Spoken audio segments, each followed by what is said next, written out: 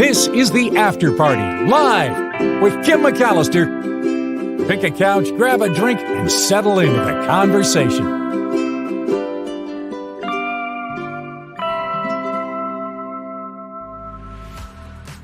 Friday on the After Party Live. Hey everybody, thanks for joining me. Tim Sika will be on the show today. A lot of great stories, including the bubble lizard story. I can't wait to share this with you. Of course, I'm Kim McAllister on the After Party Live. This show happens after the Mark Thompson Show. Loved having Mark from Washington, D.C. today. He'll be back and everything will be back to normal next week, but it was fun to have him despite the technical problems for a Friday, sitting at his old kitchen table right where he grew up. Thank you for being here. I appreciate it so much. Oop, I forgot to turn off the loop on that. Thank you for being here on this Friday. I have to thank Wes for jumping in with a very generous Friday contribution to this show, throwing down a $10 super sticker to start it all off. Of course, the show is crowdfunded and happens because of your generosity. So thank you so much, Wes, for throwing down the $10 super sticker. To all the Patreon, I don't have Patreon, to all the PayPal subscribers, thank you so much. Thank you for your contributions and for keeping this show alive. Hello to Liz. Hello to you, Wes. Again, thank you for that contribution. And I'm glad to see everybody coming through here. A bubble lizard. I'm telling you, this creature is crazy cool. Tim Sika will be here today. He's got a lot of movies to talk about and some that I haven't heard of before. So I'm excited to see that. Yeah. We have Tim today for his recommendations. Absolutely. And I do hope that Michael Snyder feels better. I think maybe you'd think I'd been canoodling with Snyder. I think maybe I might have caught something from him, but I'll tell you, sometimes when Mark is not here, it means I have to do a lot more work and I get a lot less sleep. And I think maybe I just I'm a little raggedy today. So I have some congestion and I feel like I'm at that very beginning spot when you're going to get sick. You keep trying to tell yourself, I'm not sick. This isn't going to happen to me. But really, you're sick. That's where I am right now. So, yeah, it's Sika and the bubble lizard. What better for a Friday? I'm telling you. Yeah, I think I do. I do. My husband was going to test me for COVID earlier. I had it a couple months ago. So if I had it again, that would be crazy weird. So likely not that, but I'll get tested sometime today and figure it out. Howdy to you, John Doe. I like your message. Despite it's all caps in nature, I'll respond to you. Howdy back to you. So thank you for being here. All right, let's jump into these stories because in just a couple of minutes, we'll get Tim Sika popping into the show. So I want to make sure that we get to talk about some of this stuff. So let's get right to this guy. What? How cool is that? I'm telling you, this is a Anole, A-N-O-L-E, Anole lizard. And this lizard, we'll call him a he, although I'm sure there are she's among them. He has a really cool capability to basically form his own oxygen helmet when he dives into the water, or even not. This is a really cool looking creature. This creature lives in the tropical forests of Costa Rica. And they have this escape tactic that involves a makeshift oxygen tank, allowing them to hide underwater nearly as long as the Guinness World Record for a human holding our breath. That's pretty cool. This creature, is it Anole? You say Anole? It's an Anole. Anole. I'm being corrected by the peanut gallery at my house. It's an Anole. Thank you.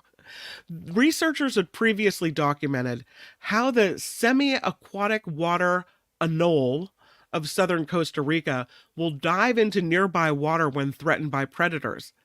But they don't survive to see another day by just swimming away. They just wait, lurking beneath the surface while they draw oxygen from a tiny air bubble that expands right over their nostrils. According to researchers at Brigham University, experts previously weren't sure if the lizards intentionally leveraged these bubbles or if they were just a byproduct of having extremely hydrophobic skin, which permits air bubbles to form underwater. So they say they don't know whether there was actually any functional role for this bubble in respiration. Is it something lizards do that's just a side effect of their skin's properties? Is it a respiratory reflex? Is this bubble actually allowing them to stay underwater longer than they would without a bubble? So they decided to determine the answer. And they did this study on anoles, published this month in Biology Letters, that offers a more clear answer to the questions just posed. On average, the control group of lizards remained underwater 32% longer than those who couldn't use their air bubbles. The capability had been taken away. They say it's significant because it's the first experiment that truly shows adaptive significance of bubbles. Rebreathing the bubbles allowed the lizards to stay underwater longer. They suspected it before, they saw a pattern, but they didn't actually test if it served a functional role. So, in these observations, these anoles can stay underwater at least about 20 minutes, but probably longer. The longest time a human has held their breath, this is crazy, 24 minutes, 37 seconds. So, they say this is a skill for these lizards that allows them to stay camouflaged underwater and allows them to get away from predators. It's a pretty cool story. We've never seen anything like this. I'm telling you guys, this is cool. And I believe there's some video. I'm going to show you this video so that you can check it out before Tim Sika gets here. I think this is pretty cool. All right. Let me see if I can play the video for you. I know. I should be better at this by now. Let me take the picture down before I show you the video. He's a cute little guy. Here it is. And here's the video. Oops, I'm trying to click on the wrong thing. I'm sorry. Hold on. So you can see in this video the juvenile male Anolis aquaticus. And there it is. They have this property of their skin that allows them to create this oxygen helmet, they're calling it, so they can stay underwater longer. They kind of carry their own oxygen with them. That's pretty cool. Kind of wish I had that capability. And now we know that it is indeed so that they can breathe longer, so that they can stay longer, stay an extended period of time underwater as they try to escape from predators up above. And again, they don't swim away. They're just lurking there right under the surface. How cool is that lizard? All right. I think perhaps we have time for one more animal story before Tim Sika pops in. And this one, I have video for you as well. It's just wild how humans, can't quite keep up with animals sometimes. It's like one of those crazy chases from a movie. This is pigs that were on the loose in a British Columbia city, and they were at a school. So you hear all the children cheering and everything for as the pigs run around. Well, I'll turn off the music. As the pigs run around. The night when my sister over there said the pigs are down at the school, I got up and I go, okay, we gotta go see if we can round them up finally, and we were quite excited to finally nail the porkers here. It's not very often you see the RCMP chasing down a couple of pigs on the loose, but that's exactly what happened Wednesday morning in West Kelowna. Castanet first received a news tip about the pigs on Tuesday afternoon when a concerned citizen spotted them in her yard, worried they were going to be attacked by coyotes. Spotted near Marjock Elementary the next morning, a number of people and organizations sprung into action. We ended up catching the first pig really easy in the field. It actually went very smooth, got him in the van, but the other little guy, he was out. So after about probably 30 minutes of up and down the hills, we ended up getting him in the corner of a yard with a bit of a fencing that had broken.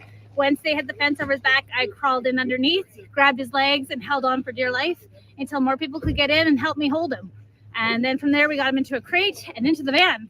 Owner of Star's Piggly Wiggly Sanctuary, Faith Affleck, has years of experience caring for pigs and was called in to help wrangle them up. I got in my van and I came out, and with everybody's help, it took us just over 2 hours to get him on. The one that we just picked up now, he is very stressed.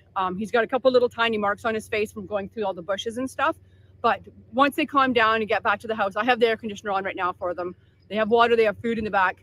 But they are stressed. But once I get them back to the house, they can just lay down and relax. It was quite the entertaining scene as police and others were chasing one of these pigs around the park, with students from Marjock Elementary cheering on the pig from a distance. They were racing for that pig really bad. They were cheering hard for him to go, piggy, go. But that's just it. They're young and they're youthful, and that's what you want to see is the pigs, the kids having that laughter, that lighthearted moment. It was beautiful. Honestly, we were not impressed with ourselves, but I'm glad it all turned out the way it did, and the kids got a good story to go home and tell their parents now. The two pigs are currently being cared for at Star's Piggly Wiggly Sanctuary and will be taken care of until the rightful owners step forward. I'm Braden Ursel in Kelowna for Castanet. Castanet, our thanks for the great reporting. As long as those pigs head over to the Piggly Wiggly and they're calm and they're going to be okay, I'm all good with it. So it was great, though, with the kids cheering and everything. I was sorry to hear the animals got stressed out. Can we talk for a moment? Let me see what story I have time to do. I think I could do a Lotto of the Day story before Tim Sika pops in. How about that? Let's talk about this guy who is pretty lucky. Look at this. He is a traveler who managed to win big in Massachusetts. He's from New York. He was visiting Massachusetts when he bought a lottery ticket while visiting a friend. And he won $1 million prize. I would say that's a pretty lucrative vacation. This man's name is Jose. He was visiting his friend in Massachusetts when he stopped at the American Food Market store and bought this 100 times cash scratch-off ticket, ended up revealing a $1 million prize. So far, he says he doesn't quite have any plans for his money yet. And one more Lotto of the Day story for you. This is all over an energy drink. This man in Virginia made a stop to buy an energy drink in Roanoke, and he ended up winning $1 million prize from a scratch-off ticket as well. He stopped at the A1 Mini Mart on Main Street to buy an energy drink. And while he was there, he ended up buying a scratch-off lottery ticket. And one of the games, the 20 times the money, turned out to be the $1 million top prize winner. He said, I thought I was reading it wrong. Everyone always thinks that because they can't believe they actually won. He said, you don't know anyone who's hit the lottery for that amount of money. He didn't think it was true. He decided to accept his prize as a one-time lump sum payment of $625,000 before taxes. And he also has not revealed whether he has any plans for his winnings. But that's pretty good. I mean, $2 million scratch-off lottery winners? Well done. Well done. There is now conclusive evidence, or they can explain, exactly what happens with static electricity. After 2,600 years, scientists say we finally know how static electricity works, and that it all comes down to nanoscale level variations. The first documentation of static electricity dates back to 600 BCE. And researchers over the years still, after all this time, haven't fully been able to explain how rubbing two objects together causes static electricity. But a team at Northwestern University says they have finally solved this mystery. They published this study this month in the journal Nanoletters, and they say the answer all this time has been surprisingly simple. It has to do with little tiny imperfections. He says, we now can, just having different deformations and different charges at the front and the back of something sliding, leads to the current. So they started exploring static electricity's properties in 2019. When they discovered that rubbing two materials against one another bends minuscule variations on each object's surface. The movement then generated voltages. And from there, the team created a new model that relied on the concept known as elastic shear.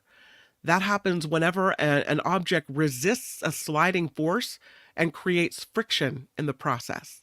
Once the friction builds up on either side of these nano-sized deformations, the difference in electrical charges can create a current and the resultant shock. So they developed a new model that calculates the electrical current. The values for current ranging for a current range for different cases were in agreement with the experimental results. They say the Earth would probably not be a planet without a key step in the clumping of particles that form planets, and that it occurs because of the static electricity generated by colliding grains. And researchers say it's amazing how much of our lives are touched by static electricity and how much of the universe actually depends on it. And so now they have the explanation. After all of this time, they finally get it, which is pretty cool. I might be able to slip in another story before Tim Sika arrives. I'm not sure. I'll send him the link again. Party link, as we wait for him to come in and give us our wonderful movie reviews on Friday, because I don't think I could get through it without a Friday, without a good movie review from Tim Sika. Let's talk for just a moment about this material that was allegedly collected from the crash site in Roswell, New Mexico. It's said to be alien material. This shard was supposedly part of this unidentified anomalous phenomenon. They call it a UAP that crashed to Earth in the 1940s. This Roswell incident, right? And so a group somehow ended up with a shard of this supposed Roswell, New Mexico metal. And they decided that they were going to test it. The group is called To the Stars. And they're this organization that believes there's extraterrestrial life that gets involved in this unexplained phenomena. They claim to have about 20 different material samples that they are starting now to investigate properties for. They say they're functioning in different ways. They're doing a lot of research to understand how the energy shifts based on different things that these metals encounter. Well, they did some testing and they found this specimen is terrestrial in origin, that it doesn't meet the theoretical requirements to function as something called a terahertz waveguide, which had been alleged. The finding based on the assessment that the material's elemental structural characteristics are terrestrial. So if it was a waveguide, it would have needed to consist of a single layer of pure bismuth sandwiched between layers of magnesium alloy. Bismuth in this configuration could be capable of directing terahertz waves, but this is not how this metal is arranged.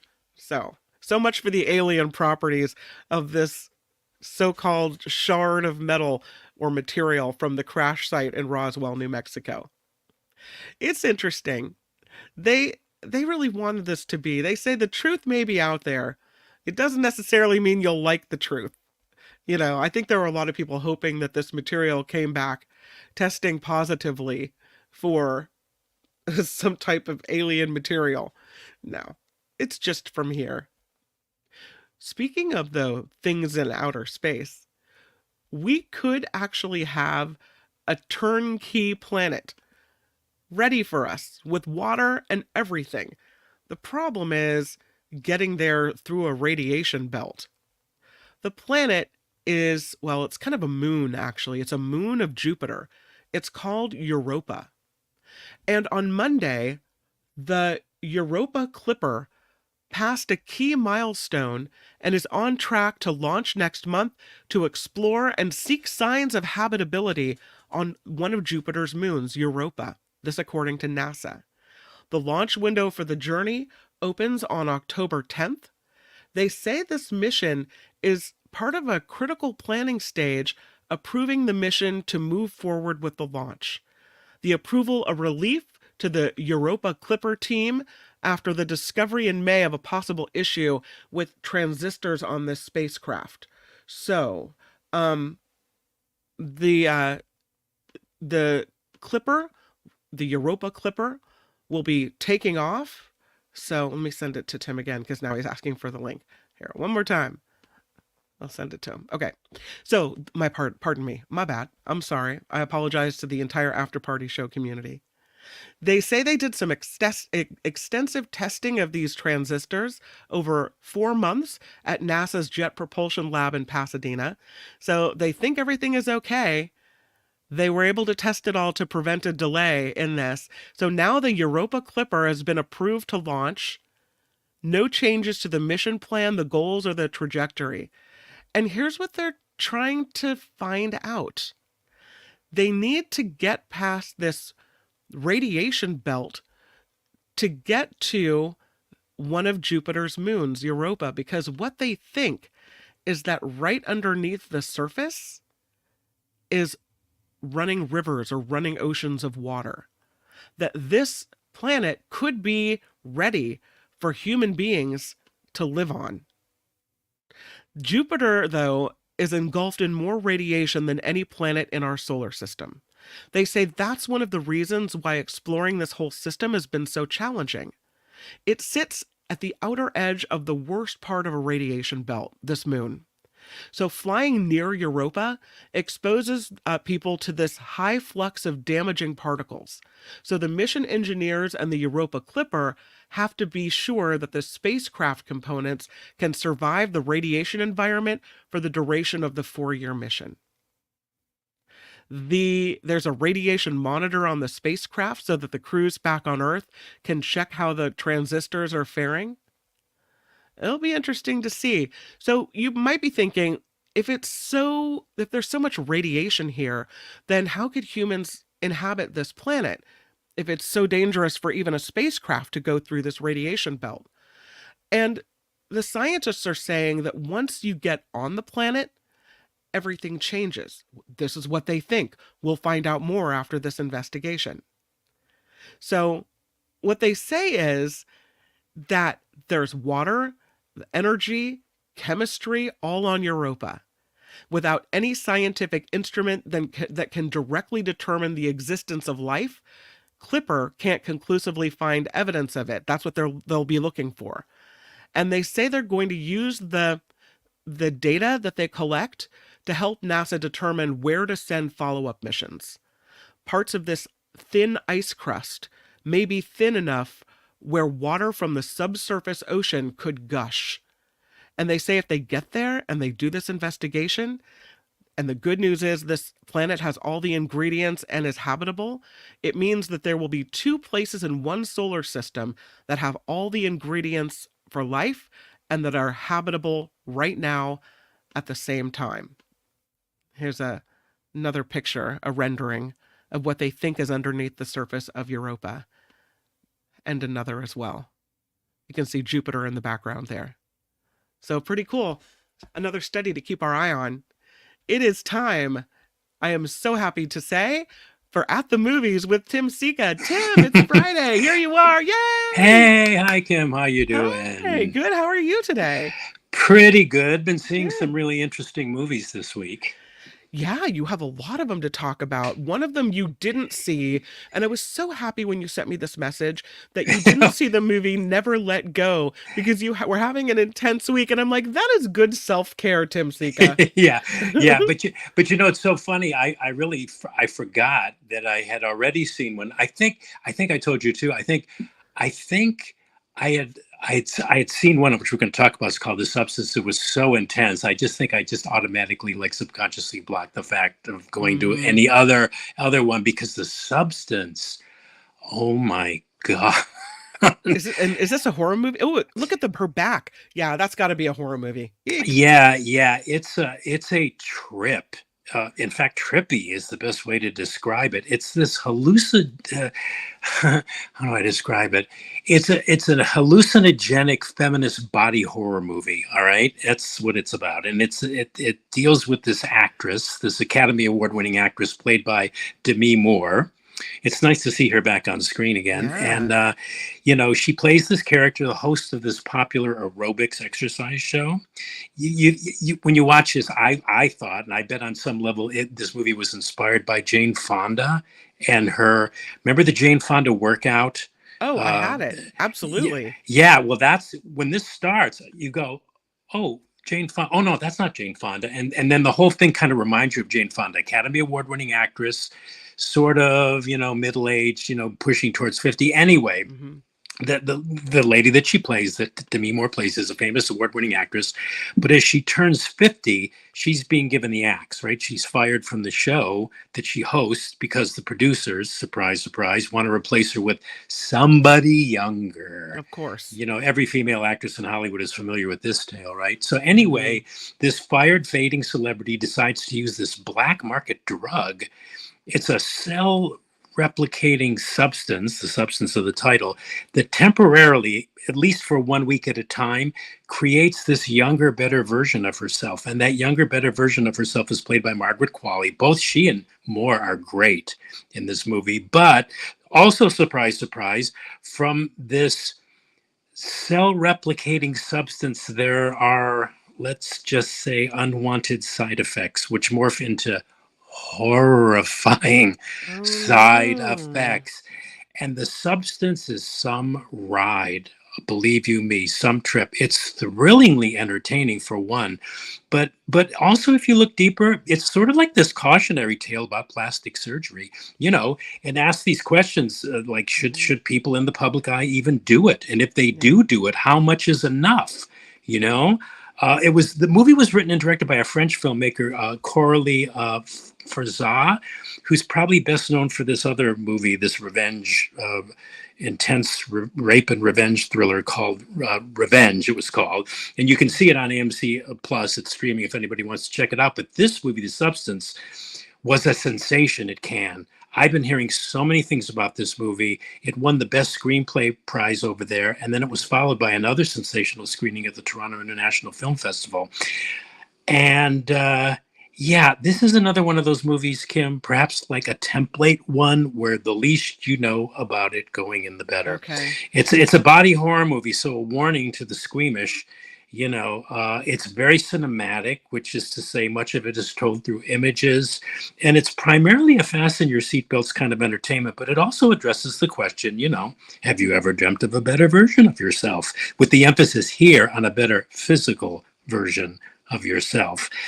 And if you have, and haven't, we all entertain that thought from time to time, I would recommend to people that just leave it there. Don't waste your energy wishing you look better or younger or whatever the hell somebody else thinks you should look like. Accept who you are, what you look like, embrace all of you, and screw those who think otherwise, or screw those who are projecting their notion of beauty upon you. Right. Now, having said that, it's not always an easy thing to do, especially if you're in a profession like the movies where looks are everything. But anyway, this is a hell of a movie. It's bold, it's brilliant, it's bloody, and it's one of the very best films of the year.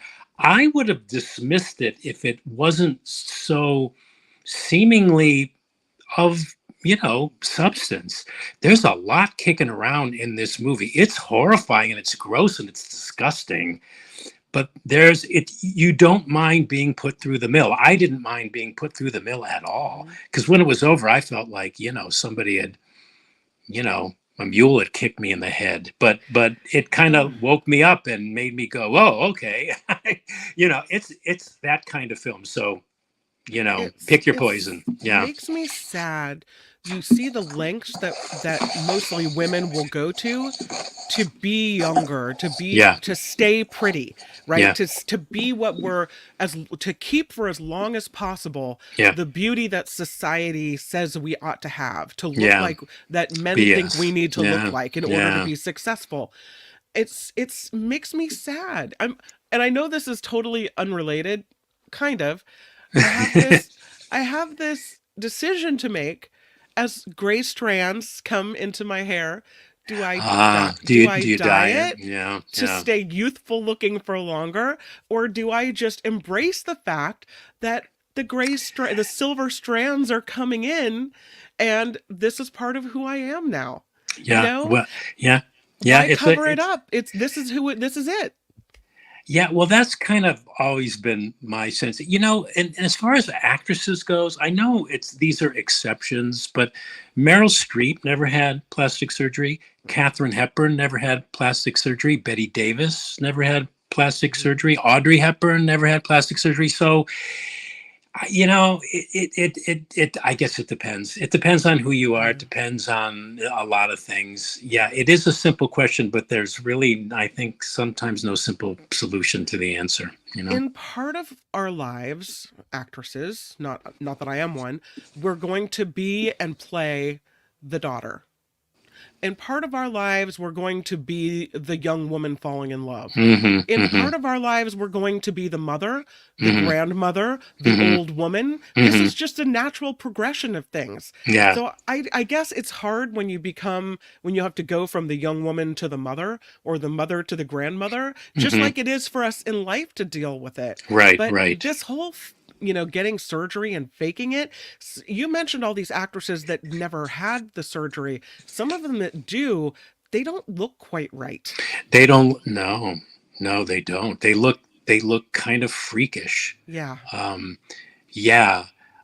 See, look at the conversation and the discussion this movie has generated, and you haven't even seen it. Nope. Right? You haven't even seen the movie. So No. yeah, but yeah, it's a great movie to go to see with friends and then go out afterwards and talk about what you saw if you can still breathe. It's so intense. I mean, it is so friggin' intense. And it's Wow. insane. It's insane, and yet it follows this logical progression. You're into it, you're going, but every now and then you're just going, holy cow, from what kind of mind did this movie emerge? But Wow. I think it deserves a Academy nominations for film, director, and screenplay, at least, if not for a horror movie? Yeah. Well, because Wow. it's more, it is a horror movie, but in a way that's kind of it's a little dismissive of it, because it's actually more than a horror movie. It's a body horror movie. Well, I don't know if that helps anybody, but it's very different. It's very unique. It reminds me of David Lynch a little bit, and maybe David Cronenberg and Brian De Palma, those kinds of like body horror movies, but it's very original. It's just different. You can see where maybe the filmmaker's inspirations were or influences were, but it's very much her own movie. It's great. It really is. I even hate saying that. It's great. It is. Okay. Yeah. Right on. Okay. The next one you have for us is called A Mistake. Yeah, Mistake. This is another very good movie, and another written and directed by a woman. Score right. another one in that column. I think that we've got one other one directed by a woman. Yeah, women are coming into their own. Anyway, this one was directed by New Zealand filmmaker Christine Jeffs. Her first movie, actually, in like 16 years. Previously, she had done this movie called Sunshine Cleaning. Have you ever seen that? It was released in 2008. It's a really funny film about a pair of sisters who start this cleaning business specifically for crime scenes.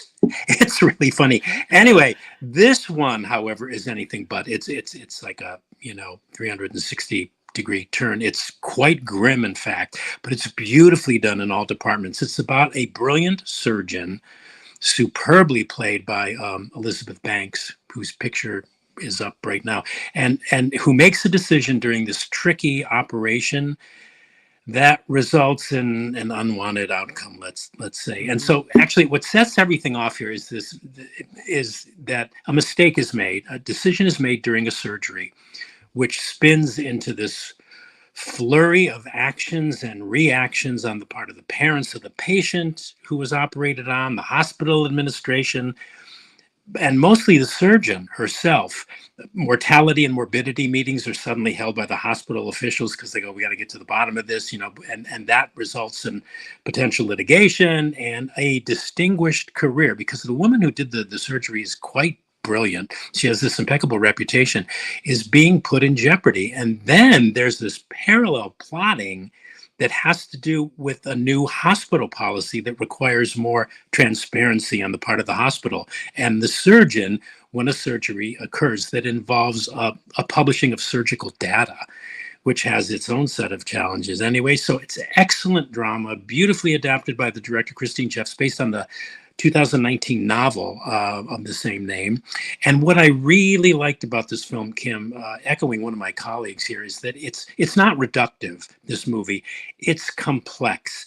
It gives room for different attitudes and perspectives on, for example, how to best handle the delicate matter of when something goes wrong with a medical procedure. You know, how do we fairly hold doctors accountable? I was talking to the director recently, and she said, you know, when she was doing research, she talked to surgeons, and she asked the surgeons, like, well, how often does this happen? And they say way too much.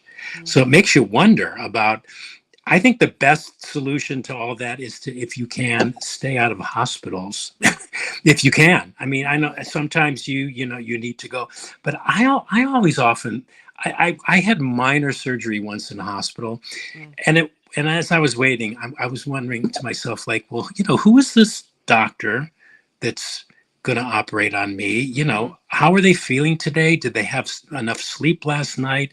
Are they going through a relationship breakup? You know, just wondering, like, how a lot of that, and you know, they make mistakes. You know, doctors aren't perfect; they're human beings. Yep. And then there's a certain amount of risk, I think, we take as patients when we're giving ourselves over to the care of another individual. Anyway, it presences all of that.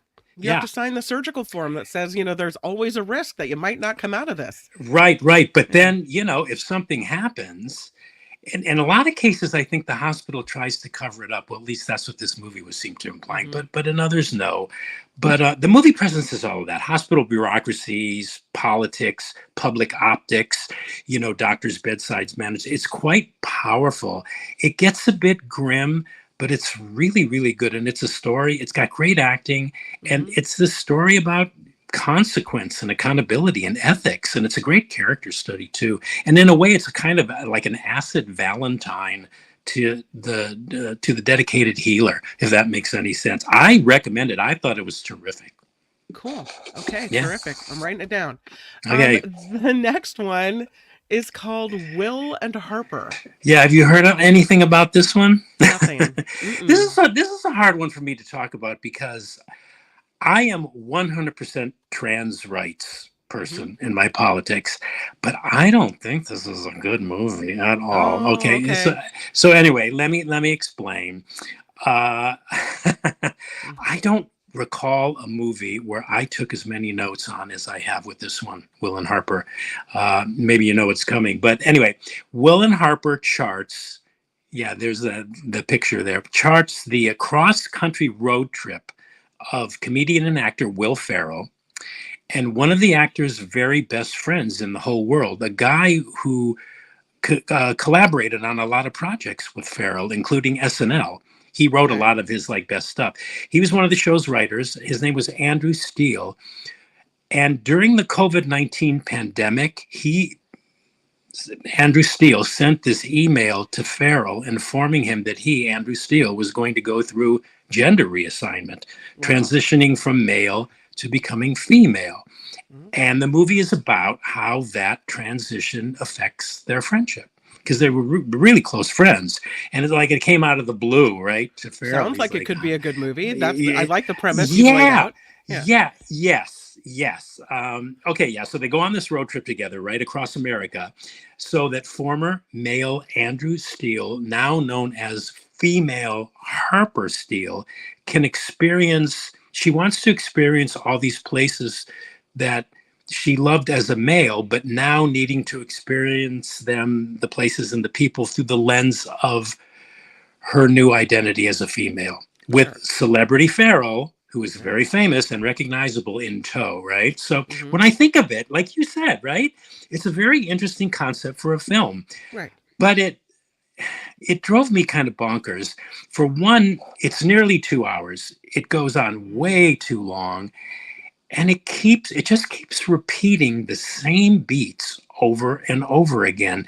It's a very self-conscious movie. Maybe it couldn't have been anything else, but it this is the thing that kind of annoys me about it. I think it deliberately sets itself up, in my opinion, for condemnation of the reality of trans people. At one point, Harper says when they stop in a Texas town, right? And you're going, okay, you're going to stop in this Texas town. Okay, whatever. She says, like, I felt the trans was on display and that made me feel not great. And that kind of sums up my reaction to this movie. Trans was on display in a very big way in this movie, but it was very, this is a very self-absorbed film. It's very whiny. At times it's downright cringy, only because when you're a trans female looking very much like a man in drag and you're going to walk into a Texas bar, you know what's going to happen, right? I don't know what you're expecting, but you know the likelihood that you're going to get, hassled is high. But this is probably the most navel-gazing movie I've ever seen in my entire life. It was like watching 2 hours of somebody's therapy, which I think would have even tested the patience of a skilled therapist. I mean, therapy sessions are usually 50 minutes or an hour. This movie was 2 hours of that. And as a documentary too, I found it questionable. A lot of it seemed set up. A lot of it to me seemed fake, like these situations that Harper and Will subjected themselves to while on this road trip, and comments made by them and by some of the people who spoke on camera. To me, they seemed scripted. Yeah. And a lot of it seemed staged. In other words, the whole thing seemed to be, to me, consciously and strategically constructed in order to create this specific effect, which is okay. But I didn't believe Farrell. I thought he was acting. I thought he was faking it. I thought the way he was asking questions of his friend was weird. Yeah. And at one point he cries. And I'm going, it seems fake to me. Okay, this is the other thing. I'm probably going on too long about this movie. No. But another thing that would have made it easier for me to get around this whole movie was if it hadn't been so long and repetitious. And I have this bias. I'm going to admit this publicly.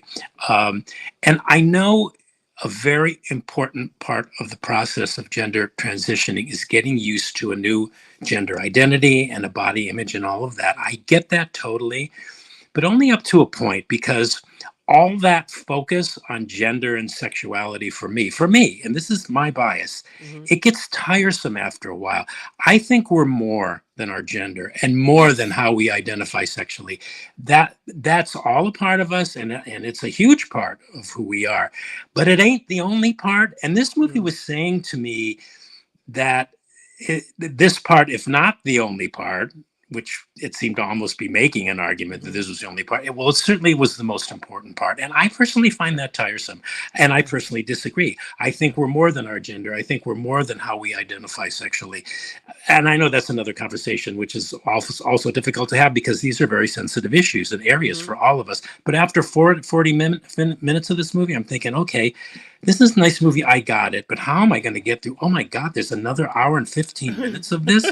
I mean, and I thought, no. And again, that is my bias. I don't think it's a very good movie, but if the idea and concept seem interesting enough, I people should check it out. I don't think it's good.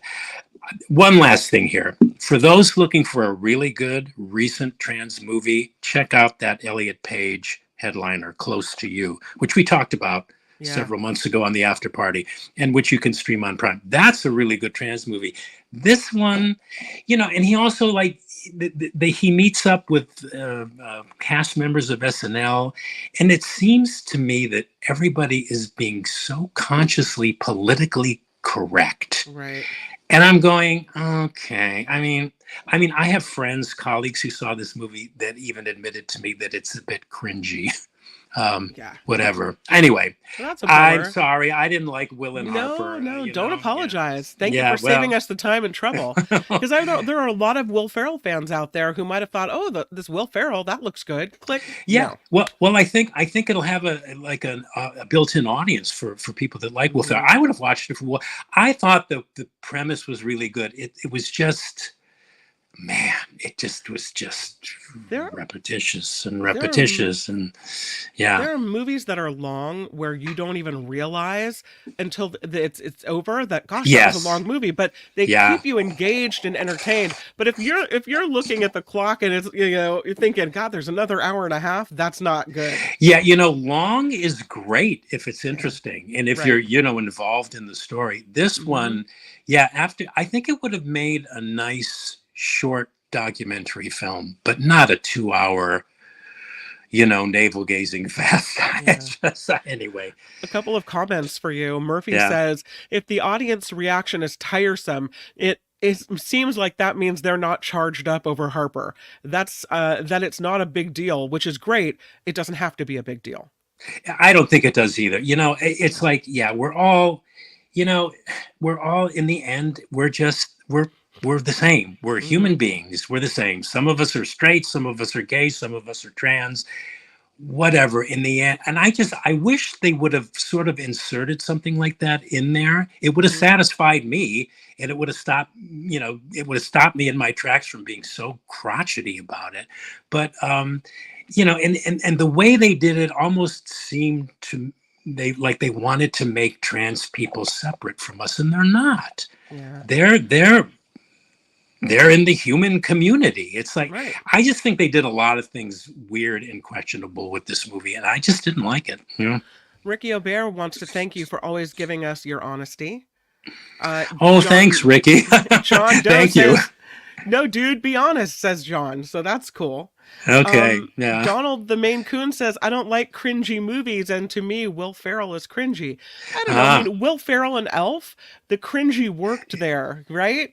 Yeah, the cringy worked, and he is I think by his own admission, sometimes he's kind of cringy. He's kind of funny in this movie, though. He identifies himself as the comedian and very great actor, Will Ferrell. Yeah. So there's some laughs, but I don't know. I just wonder how much of this movie was actually scripted. A documentary that's scripted is okay, but then put a disclaimer on the beginning. I mean. Yeah. A lot of calls for honesty, so people like that about you, too. Oh, that's so great, because that gets me in trouble sometimes. Well, let's talk about this movie called My Old Ass. My Old Ass. Now, who wouldn't want to check out or at least be curious about a movie called My Old Ass, right? Well, okay, this is another feature film written and directed by a lady, Megan Park. And it's, what is this movie? Okay. It's a science fiction comedy drama kind of romance, and it's about a young girl played by Maisie Stella. She's a Canadian singer and actress. She's making her feature film debut here. She's really good. I don't know where she's been, because she's good. She's got a career ahead of her if she wants to act in movies. And she plays this character named Elliot, who's just graduated from high school, right? It's summer, and she's killing time on her family's cranberry farm until she gets the heck out of there and on to college, right? She just wants a new life. And on one of these summer days, right, she's hanging out with her best pals. They're in the woods, and they decide to do mushrooms, right? Okay. So they all start tripping, and the result of Elliot's trip comes in the form of her coming face to face with a 39-year-old version of herself. That's Aubrey Plaza there on the left. It sounds dumb, but it surprisingly works as a narrative device, and it's funny. Aubrey Plaza plays Elliot as a 39-year-old woman, and Aubrey Plaza is just the best, in my opinion. And anyway, so the younger Elliot begins to have this kind of relationship with her 39-year-old self, who she hasn't yet become, and who, they text back and forth and they have these funny conversations. But one of the things that her 39-year-old self cautions her about in her life, she says, whatever you do, and you're probably going to ignore this and do what you want to anyway, because 18-year-olds do that and they don't listen to adults, least of all their older selves.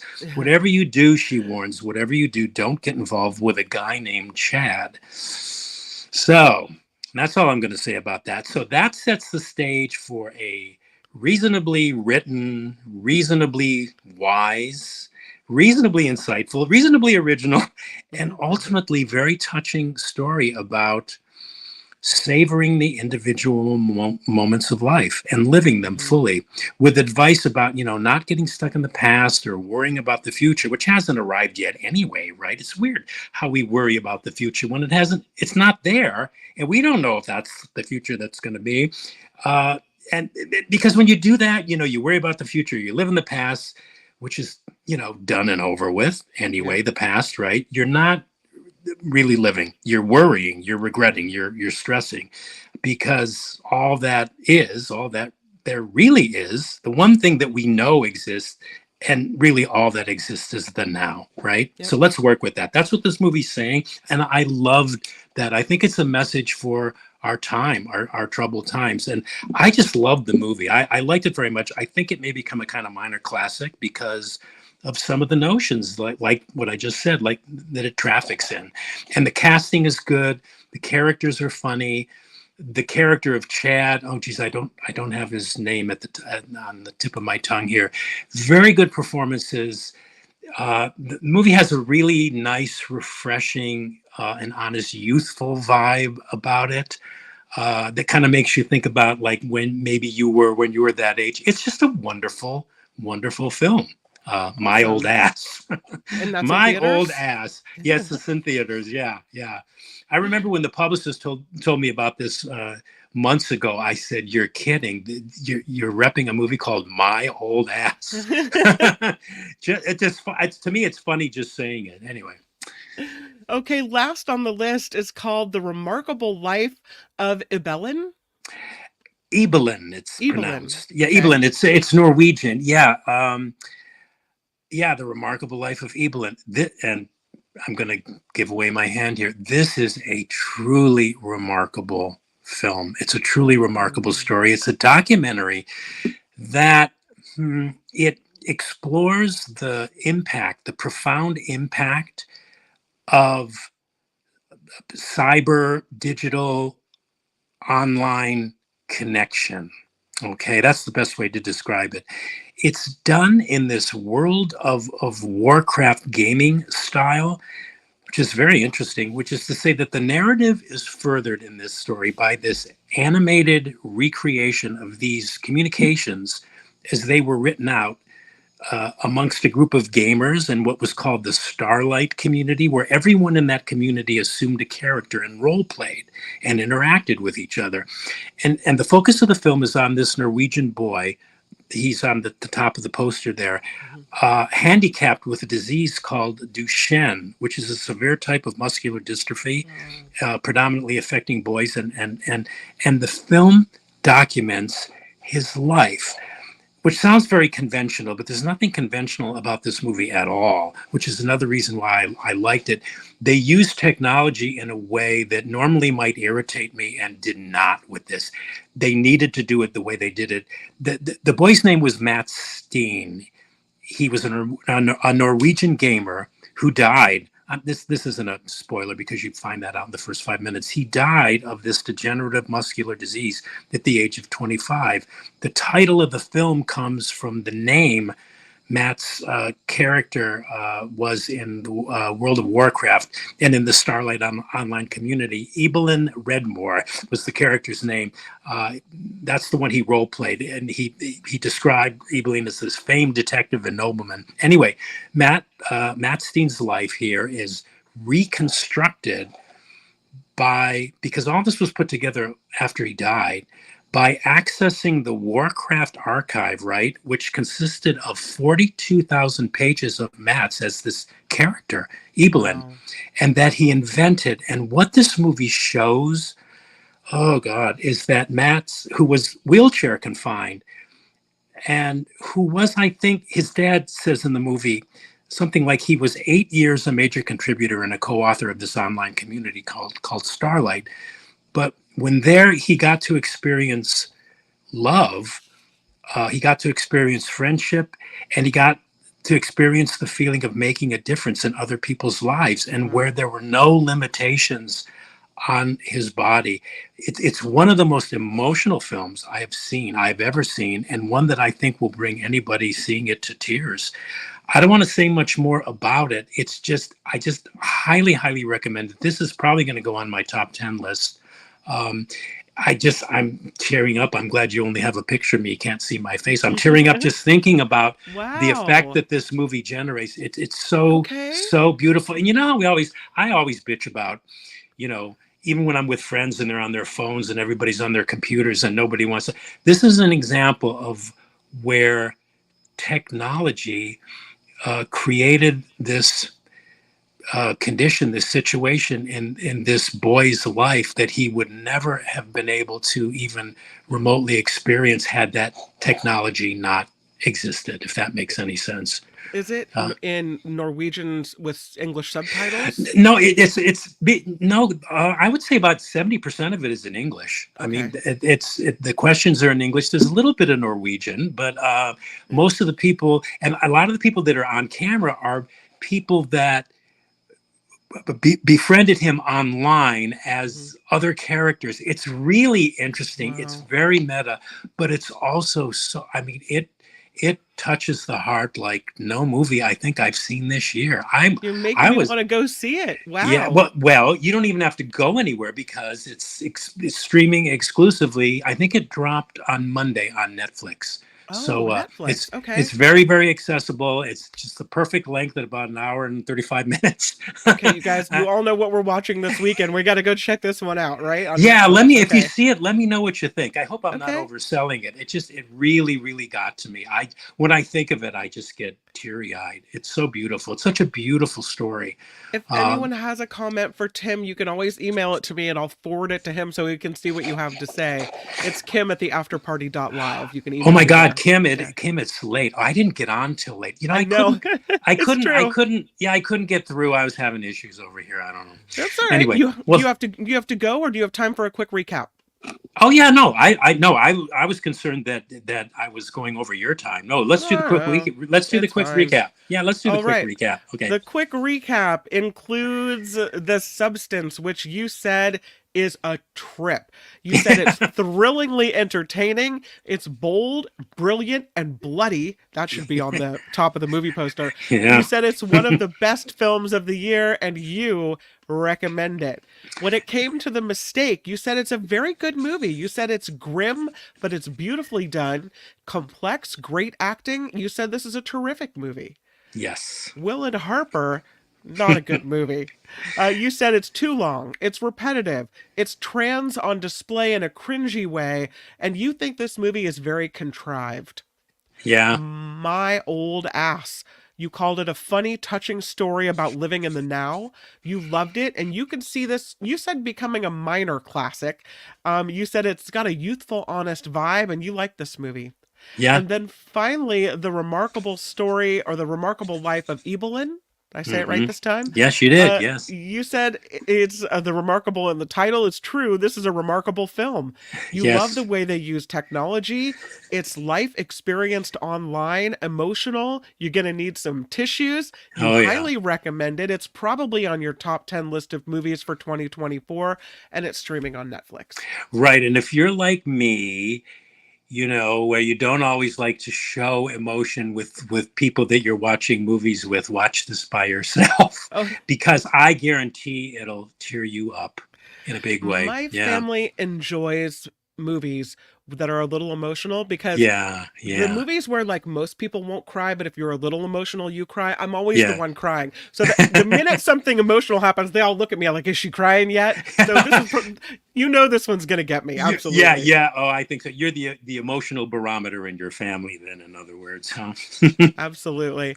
Tim Sika, you are always awesome. Thank you for your thoughtful reviews, for coming on the After Party Live, Oh, and you're welcome, Kim. and letting us know all about it at the movie All right. with Tim Sika. Woohoo! Oh, good. Thanks for getting me on again this week. I love talking movies with you, Kim. Absolutely. Thanks. Bye, Tim Okay. Sika. Okay, bye. At the Movies with Tim Sika. Such valuable reviews. Hopefully you'll watch something. Again, if you do and you have any comments for Tim, please email me, kim@theafterparty.live, or Kim McAllister@gmail.com. 2 M's, 2 C's, 2 L's. I'll forward it to Tim so he can see what you have to say. I love the interaction between everyone. So Mindy says, thanks, Tim. Judy says, get the tissues ready. V.A. Ware thanking Tim as well. I know you guys loved us to see Tim, and I'm so glad that we can have him on this show. Really lucky. John says, you rule, Tim. You meant a dent in my mind now, and I won't forget you. All right, you made a dent in your mind. That's, hey, better than doing nothing at all, right? And Judy says thank you as well. So that is At the Movies with Tim Sika on this Friday. You can find Tim here every Friday at 1:30, and then I pull the videos separately. So if you missed it and you're just looking for Tim Sika, you want to isolate that and get right into the reviews, you can find that under videos on the After Party live as well. So all right, huge thank you to Maud coming through with a $25 super chat. Honey for a honey. Aw, you're my honey. Thank you so much, Maud. What a nice contribution on this Friday. You just made my mood so good. Luis, still my favorite McAllister. You know what, Luis? You're my favorite Luis as well. You make my day better too. $5 from Luis and a mahalo. Thank you so much, Luis and Maud and Wes, who came in with a $10 super sticker at the beginning of the show. You guys are awesome. Awesome. Be aware regarding Tim says he's genuine but manages to keep it friendly as well. Yeah. Jim wants to know if Tim is in California. He is in California, but I believe he's in the South Bay, so we're kind of far apart. But that would be fun if we had a movie get together one day. I would love that. That's a great idea, Jim. I have to work on putting something like that together. Yeah. Gordon says the donors are awesome. So, I agree that. Thank you. All right. The show has come to an end. I have kept you way too long on this Friday. Go forth, have a great weekend, make it the very best. I will see you Monday on the Mark Thompson Show. Starts at 11 a.m. right back here on YouTube. But I hope you guys have a really good weekend, do some fun things, and let's convene back here on YouTube on Monday. Bye, everybody. The After Party Live would like to thank the following contributors and viewers like you.